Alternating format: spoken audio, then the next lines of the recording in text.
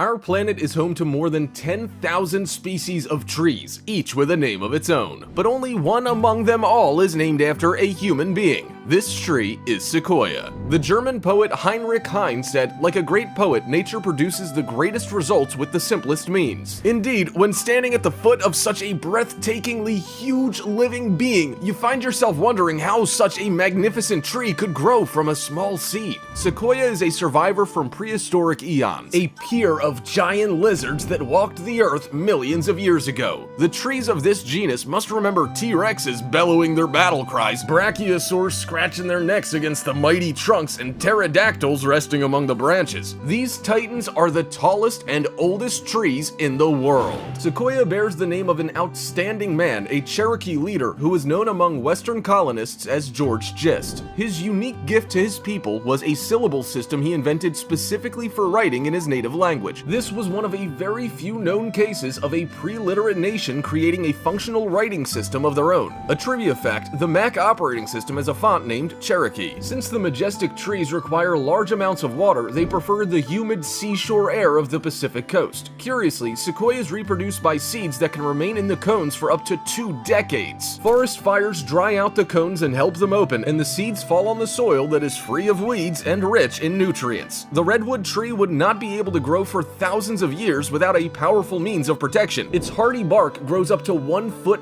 thick, withstands fire, and shields the hardwood from heat. Safe behind this armor, sequoias can only benefit from forest fires, which wipe out the undergrowth, the giant's natural competition. Unlike other trees, sequoias don't die due to the ground level rising after floods, earthquakes, or landslides. The redwood giants simply grow a new tier of side roots at the right height and bolster the trunk. One 1,200-year-old fallen sequoia had as many as 7 different tiers of side roots, and the first tier was 11 feet apart from the last. Other specimens have survived a 30-feet rise in the ground level. Despite their ability to survive countless threats, the giants could not withstand the arrival of humans. During the Gold Rush era, the region was flooded with enterprising fortune seekers and lumber industry thrived. An experienced lumberjack was making up to $125 a month, which roughly equals $4,100 in today's money. Unlucky prospectors gladly switched to logging, supplying the endless stream of migrants with timber, the principal building material of the era. The first felled sequoia was cut down only in order to find out whether such a feat was at all possible. Industrial scale harvesting of the giant redwoods began in earnest by 1853. 9 sawmills in Humboldt County supplied sequoia timber to construction companies, carpenters, and furniture shops. Magnificent ancient living beings were cut apart and used for decorating rail cars and steamer cabins, for roofing materials and telegraph poles, as well as for production of paper, furniture, and barrels. The hardy timber worked well as the outer layer of walls, protecting inner layers from termites, bark beetles, and miller moths. Sequoias were indispensable in the construction of bridges, fire exits, and firewalls. Even palisades that provided frontier settlements with some degree of safety were built using redwood timber. Loggers felled the giants manually with axes and 2-handed saws. The timber was then transported on horseback or flown down rivers. Later, people began to connect sawmills with timber-consuming workshops via railway tracks. Transporting one sequoia tree required about 60 rail cars. It took literally a couple of decades to cut down about 95% of the towering trees. In 1850, the total area of the redwood forest exceeded 3,100 square miles, which was roughly the size of the Greek island of Crete. In our times, this ancient royalty among the trees occupies a small stretch of land about 450 miles long. The sheer scale of industrial harvesting is staggering. What forest fires and bark beetles could not accomplish over millions of years, humans did in the blink of an eye. In the words of Jake Sully in the movie Avatar, I'm probably just talking to a tree right now, but if you're there, I need to give you a heads up.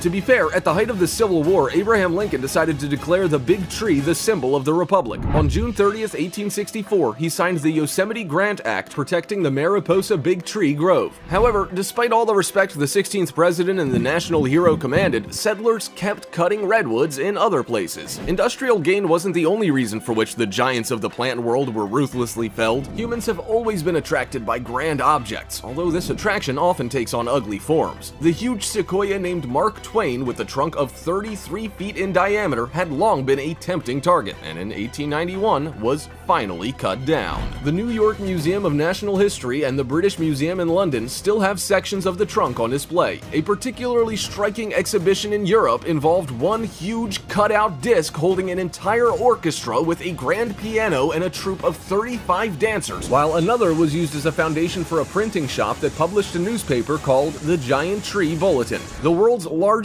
plank, over 330 feet long, was supposed to arrive at the International Exhibition in Paris, but the much advertised event never happened. Not a single sea captain was brave enough to take this kind of cargo across the ocean. It's hard to blame them. These unique living beings were used as private houses, garages for national park visitors, a restaurant sitting 50 guests, and a huge hotel inside a 42-ton log. People even managed to make a tunnel in the trunk of a sequoia called Wawona tree. The age of this tree was estimated at 2,100 years, its height measuring 234 feet and the diameter of the trunk at its base 26 feet. The tunnel was cut out in 1881 by widening an old lightning burn. It quickly became a tourist attraction, and with the wider spread of automotive transport, photographs of people passing through the tree in their cars became especially popular. In early 1969, the Wawona tree collapsed under the weight of snow on its crown. In 1901, Theodore Roosevelt stood up for the fate of the ancient titans. The 26th president was a big fan of outdoor activities, and after reading the book California Mountains by John Muir, the founding father of Yosemite National Park, he set off on a 3-day hike with the author to Mariposa Grove, where the fate of sequoias was decided in their own majestic shade. These evergreen skyscrapers were finally recognized as a singular natural wonder. However, it was not until 1918 that the harvesting of the prehistoric giants was stopped, and the nonprofit organization Save the Redwoods League was created. Sequoias have officially become a national landmark. Only about 30 groves of these truly magnificent trees have survived to this day.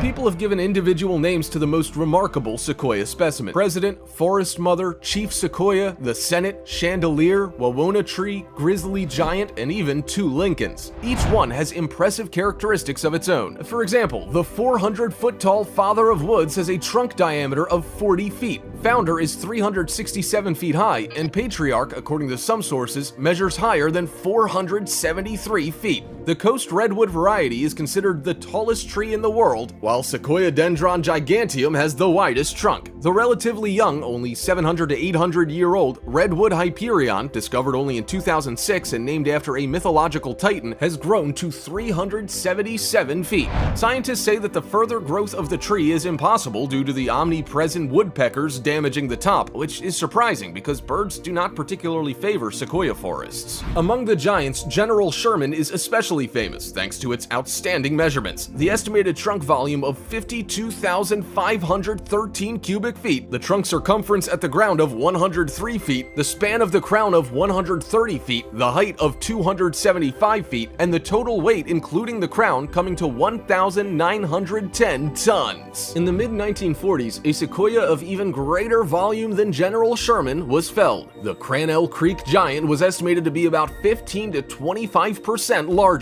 Earlier, the age of Sherman was believed to be over 3,000 years, but recent studies have shown that the legendary tree is 2,200 years old. In 2006, the veteran lost part of its crown, a 100-foot-long, 6.5 feet wide branch. Despite the loss, Sherman keeps growing, and the annual increases of its volume amounts to enough timber to build a 5 or 6 bedroom house. According to some sources, in 1965, another giant aged 4,484 was cut down. Despite the massive losses attributed to the large-scale harvesting in the past, it's believed that even 5 millennia old redwoods possibly still exist somewhere. And even that is only an approximate figure, since the exact age of such a tree is difficult to establish. What if one of these giants witnessed mastodons pasturing among the trunks? Considering the ability of sequoias to withstand fires and parasites, it's quite possible. Perhaps the most mysterious among the redwoods are the so-called ghosts of the forest, or albino trees. This phenomenon can only be found in the thick of an evergreen Evergreen Grove. The first documented sighting of an albino tree was recorded in 1866, and their very existence was an enigma. These puzzling trees, mentioned in Native American lore, have been viewed by scientists as parasites that stole food from healthy green trees. However, sequoias have long millennia to develop the effective flow of nutrients, so why would these veteran survivors allow their pale counterparts to feed on their sap? Although in the animal kingdom melanin is not considered critical for survival, albinism among plants is different. The presence of chlorophyll is the most important factor for the life and growth of green plants. An albino tree can get nutrients only thanks to another tree's root system, at the same time cleansing the nourishing tree from the harmful toxins of cadmium, copper, and nickel, the products of coal burning, as well as all sorts of waste, mining dumps, gasoline, etc. Essentially, the ghosts of the forest poison themselves while getting their food. Albinos cannot dump the toxins back into the soil and therefore live less than their green relatives. Thus, this relationship is more beneficial to normal trees. An even less common occurrence is chimera trees, where white, yellow, and green needles can grow on the same branch and the affected branches die off and grow again in the same place. With all their remarkable phenomena and grand size, sequoias are not unlike the Tree of Souls of the Na'vi in Avatar, the oldest tree that shares with other sentient beings ancestral memories and wisdom. Of course, that's only a fantasy vision of a far-off planet, but the indisputable fact is what the English poet and thinker William Blake said: "The tree, which moves some to tears of joy, is in the eyes of others only a green thing that stands in the way. To the eyes of the man of imagination, nature is imagination itself."